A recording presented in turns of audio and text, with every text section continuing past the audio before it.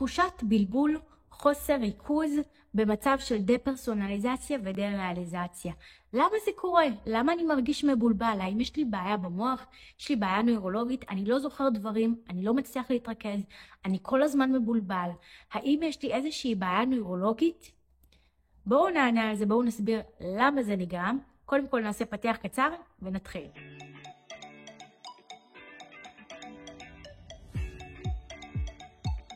שלום וברוכים השבים לערוץ היוטיוב שלי, אני בר הדדי ואני מאמנת להתמודדות עם חרדה, דיכאון, דה-פרסונליזציה ודה-ריאליזציה. היום בסרטון אני רוצה לדבר על תחושת הבלבול, חוסר ריכוז, חוסר פוקוס, השכחה הזאת, אנחנו לא זוכרים דברים, בזמן דה-פרסונליזציה ודה-ריאליזציה וגם בזמן חרדה מתמשכת.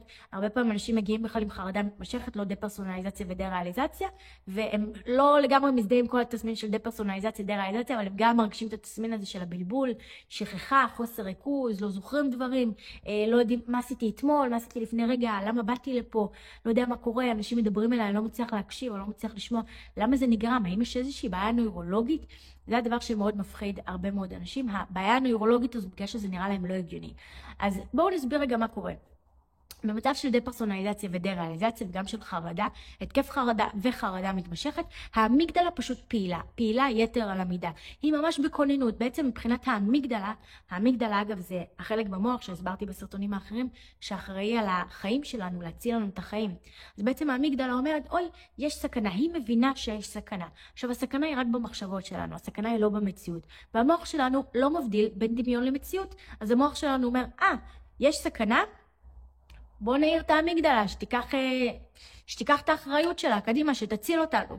האמיגדלה אומרת, יש סכנה, בוא נהיה בכוננות. היא לא מוצאת סכנה. מסתכלת, אוקיי, קראו לי סכנה, אוקיי? כמו מאבטח, שמגיע ככה עם הנשק, והוא אומר, אמרו שיש סכנה, והיא מחפשת. בגלל זה גם אנחנו נרגיש את העניין עם התסמין בעיניים. כי העיניים בעצם אמורות לראות את הסכנה, מחפשות את הסכנה. אז אנחנו לא ככה עושים עם העיניים, אלא האישונים עצמם הם בעצם סוג של משתנים באיזשהו אופן, לא שינוי לכל החיים, אלא באמת שינוי זמני, למצב שאנחנו בעצם נוכל לראות את הסכנה ולאתר אותה, ואז גם אנחנו נרגיש כל הזמן קפוצים או בכוננות, וכל דבר הכי קטן שיקרה, ויעשנו כזה, ככה, אנחנו לא חייבים לזוז פיזית, אבל אנחנו אולי נרגיש את זה בפנים, שכאילו פחד. אנחנו כאילו מוכנים לקראת הסכנה הזאת, ואז ברגע שיש סכנה, ההיגיון נכבה. ברגע שההיגיון נכבה, יש גם מחשבות מוזרות. ואז אנחנו כל הזמן נהיה מבולבלים, כי יש הצפה. יש לנו הצפה של הורמונים ושל מחשבות. אנחנו כל הזמן נמצאים בהצפה, אין זמן עכשיו להתחיל לחשוב בהיגיון. אם יש לי עכשיו סכנה, אני לא יכולה עכשיו להתחיל לחשוב בהיגיון על מה אני אעשה, מה הדבר הנכון לעשות. אני חייבת להגיב, אני חייבת עכשיו להיות בתגובה, ולכן האמיגדלה מכבה את ההיגיון, כדי שאנחנו נהיה יותר בתגובה, והיא לוקחת את השליטה. החוסר ריכוז בדרך כלל מה שיקרה במה שקורה מסביב זה גם בגלל ובעיקר בגלל שהפוקוס שלנו הוא בפנים. המוח שלנו יכול להכיל בין 5 ל-9 יחידות מידע וכל הפוקוס הזה הולך לבפנים למחשבות שלנו. לבליל מחשבות הזה שרץ. אפילו אם אנחנו כבר לא שומעים כלום, אנחנו כנראה רוב הזמן בטרנס, שבעצם יש לנו מעל 9 יחידות מידע, ואז אתם מכירים את זה שנגיד עכשיו אתם רואים סרט ואתם ככה? ואנשים יכולים לדבר ואתם לא תשמעו, מכירים את זה אולי על חברים שלכם? שאתם מדברים איתם, שומע, וכאילו הבן אדם ככה, ולא שומע אתכם, כאילו הוא עסוק בסרט. זה אומר שיש מעל 9 יחידות מידע, ואז נכנסים לסוג של טרנס, ולא שומעים את מה שקורה מסביב. אז אם אתם רוב הזמן כזה, אין לי מחשבות, אין לי כלום, אני ככה, כאילו ריק, זה אומר שאתם ברוב הזמן בסוג של טרנס, שיש לכם מעל 9 יחידות מידע, אז המוח שלכם כל הזמן בטרנס, או שאם יש לכם עומס של מחשבות בפנים, הפוקוס הולך לבפנים, מה שקורה ששאר הדברים יקרו כטייס אוטומטי. אני אשב לאכול בטייס אוטומטי, כי אני יודעת איך זה לאכול, המוח שלי זוכר את הפעולה הזאת, הוא יודע איך לעשות את זה. אני לא אזכור שאכלתי. כמו שנגיד פעם יצא לכם לנהוג ברכב ולהגיע לאיזשהו מקום ולא לזכור את הדרך, זה כאילו וואי, איך עף לי הזמן, לא הרגשתי את זה בכלל, כי עשיתם את זה על טייס אוטומטי, כי נהגתם ותוך כדי במחשבות שלכם, הרחפתם לעולמות אחרים. אז בעצם נגיד לדוגמה כשמדברים איתכם, אנחנו כבר היינו בסיטואציות כאלה שדיברו איתנו, אז אנחנו יכולים להפעיל בטייס האוטומטי שלנו את התגובות האוטומטיות שלנו, שאנחנו יודעים לחכות את הבן אדם, שנגיד כשהבן אדם מספר לנו משהו וצוחק, ואז אנחנו כזה גם ככה, נכון? אתם מכירים את זה? לפעמים זה יכול לקרות לנו אפילו כשאנחנו נגיד לא באמת מקשיבים כי זה לא מעניין אותנו, או שאנחנו לא מבינים מה אומרים לנו. אז אנחנו עושים את זה באופן אוטומטי, כי התת מודע שלנו זוכר לעשות את זה, יש לנו את המערכת הפעלה של הטייס האוטומטי, אנחנו צוחקים, או שהוא כאילו אומר וואי, את לא מבינה מבינה מה קרה, אפילו בלי לשמוע, הוא עושה כאילו את זה, אז אנחנו עושים, מה, נכון? אנחנו מעתיקים את התגובות, אז הטייס האוטומטי יכול לעשות את זה. בעצם אנחנו עושים את הפעולה הזאת באופן אוטומטי בלי להתרכז בה, בלי לחשוב עליה, ואז אנחנו לא זוכרים אותה, אנחנו כזה, אני לא מצליח להתרכז, אני לא מצליח להקשיב למה שהוא אומר. אני כאילו שומע, אבל אני לא מצליח להקשיב. למה? כי הפוקוס נמצא בפנים. המוח בפנים כבר מכיל 9 יחידות מידע, ככה שאת המידע שהבן אדם מוסר לי, אני לא יכולה להכיל אותו, כי הפוקוס שלו נמצא כאן. אני צריכה להוציא את הפוקוס לבן אדם, או למה שאני עושה, וממש להתרכז בפעולה עצמה, על מנת שאז אני גם אזכור אותה, כי אחרת זה בטייס האוטומטי, ואז אני לא אזכור אותה, ועל מנת שאני אוכל באמת גם לחוות אותה, או להקשיב, או להתרכז. עכשיו, זה באמת קשה, כי כל הפוקוס הולך לכאן. למה? כי פה יש בעיה. פה יש כרגע בעיה שהמוח מנסה לפתור. המוח מנסה לפתור איזושהי בעיה. לרוב הבעיה קשורה לחרדה, לדפרסונליזציה, דריאליזציה, איך אני אפתור את זה, מה אם אני אתקע ככה, מה אם אני אשתגע, מה אם אני... כל מיני מחשבות.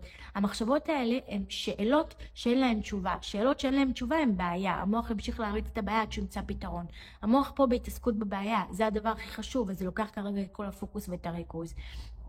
ואז מה שקורה, כל הדברים האחרים מתגמדים ולא מעניינים. אין יחידות מידע שמושקעות בדברים האלה. ואז אני כל הזמן מבולבלת, כי אני עושה דברים באוטומט, אני עושה דברים על טייס אוטומטי. אז אני אוכל לאכול ואז לשאול את עצמי, רגע, אכלתי או לא אכלתי? או להגיע לאיזשהו חדר ולהגיד, וואי, אבל למה באתי לפה, מה בכלל רציתי לעשות? אני יכולה לדבר עם אנשים ובכלל לא לשמוע, אבל לא להקשיב בכלל למה שאומרים לי ולא להבין, לא להיות מרוכזת, להיות כל הזמן מבולבלת, כאילו, מה רציתי להגיד, וואי, להתחיל משפט ולשכוח באמצע, לדבר וכאילו מין כזה, אבל למה התחלתי לדבר? למה דיברתי?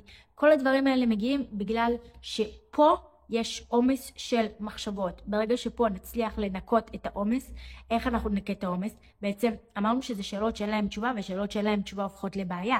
אז ברגע שאנחנו נפתור את כל הבעיות האלה, אנחנו נוכל לשחרר אותם מהמוח שלנו, ואז שאנחנו נשחרר אותם, יהיה לנו הרבה יותר מקום להכיל את הדברים שאנחנו עושים, ולא להפעיל טייס אוטומטי כל הזמן, ואז אנחנו לא נהיה מבולבלים, אנחנו נהיה הרבה יותר מרוכזים, אנחנו נוכל להקשיב, אנחנו נוכל להיות נוכחים ברגע, אנחנו נוכל לזכור את הדברים שעשינו, כי אנחנו נחווה אותם, אנחנו נחיה את החיים בהווה, ולא נחיה את החיים פה, בתוך הכאוס וכל הבלגן.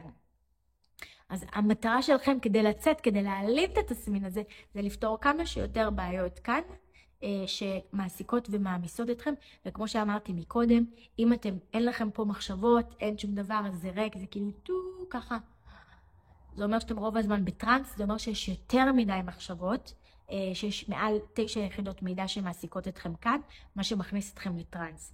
אז ברגע שתיגשו למטפל, הוא יוכל לעזור לכם בעצם להתחיל לסנן את היחידות מידע האלה, ולהתחיל לפתור אותם.